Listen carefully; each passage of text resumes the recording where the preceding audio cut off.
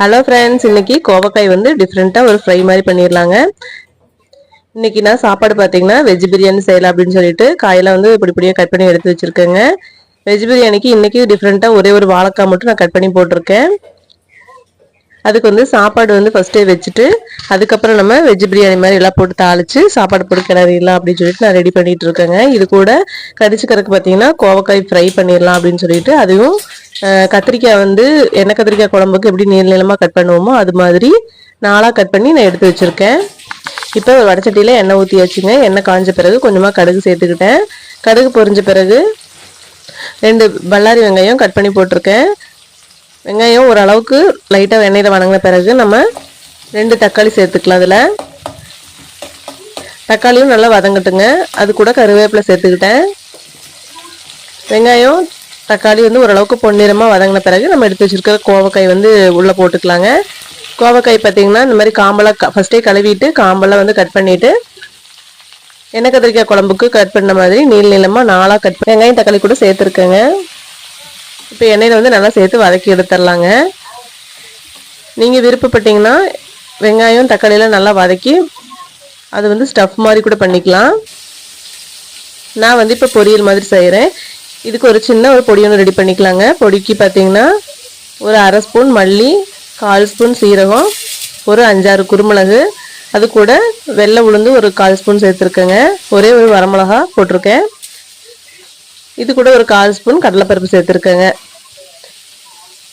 இதெல்லாம் வெறும் வடைச்சட்டியில் அப்படியே லைட்டாக வறுத்தெடுத்துடலாங்க. ட்ரையாகவே லைட்டாக சூடான பிறகு நம்ம இடிக்கல்ல போட்டு இடிச்சு எடுத்துகிட்டு வந்துடலாங்க. கோவக்காய் வந்து அது வரைக்கும் நல்லா ஃப்ரை ஆகிட்டே இருக்கட்டும் எண்ணெயில்.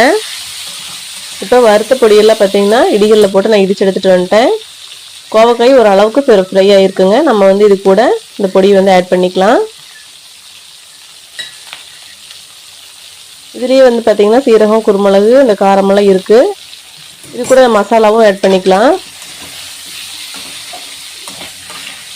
லைட்டாக அப்படியே வதக்கி விட்டுருங்க.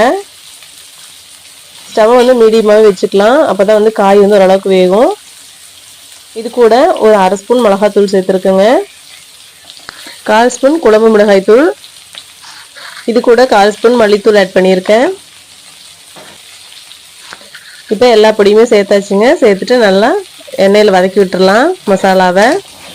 கோவக்காய் ஒரு பாதி வெந்திருக்கும் போதே நம்ம அந்த மசாலா பொடியில் ஆட் பண்ணியாச்சு.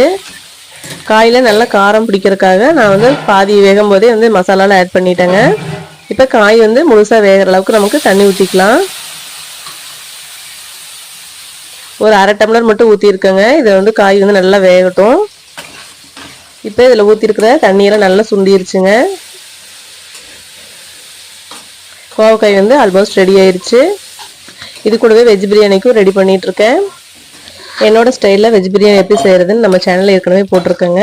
இப்போ கோவக்காய் பார்த்திங்கன்னா ரெடி ஆயிடுச்சு. நம்ம ஊற்றிருக்கிற தண்ணியெல்லாம் நல்லா சுண்டி காய் வந்து ரெடி ஆயிடுச்சுங்க. நான் இதில் சேர்த்துருக்க மசாலா வந்து இந்த காய்க்கு வந்து ரொம்ப டேஸ்ட்டை கொடுக்குறோம். கோவக்காயில் இந்த மாதிரி ஒரு டிஃப்ரெண்ட்டாக நீங்கள் செஞ்சு கொடுத்து பாருங்கள், ரொம்ப நல்லாயிருக்கும். இது வந்து சாப்பாட்டில் போட்டு கூட பிசைஞ்சு சாப்பிட்டுக்கலாம். தயிர் சாப்பாடு, வெஜ் பிரியாணி, சப்பாத்தி எல்லாத்துக்குமே வந்து காம்பினேஷன் சூப்பராக இருக்கும். ஓகே ஃப்ரெண்ட்ஸ், நீங்களும் இதே மாதிரி கோவக்காய் ஃப்ரை ட்ரை பண்ணி பார்த்துட்டு எப்படி இருக்குன்னு கமெண்ட்ஸில் சொல்லுங்கள். நாளைக்கு இதே மாதிரி இந்த வீடியோவில் பார்க்கலாம். பாய்.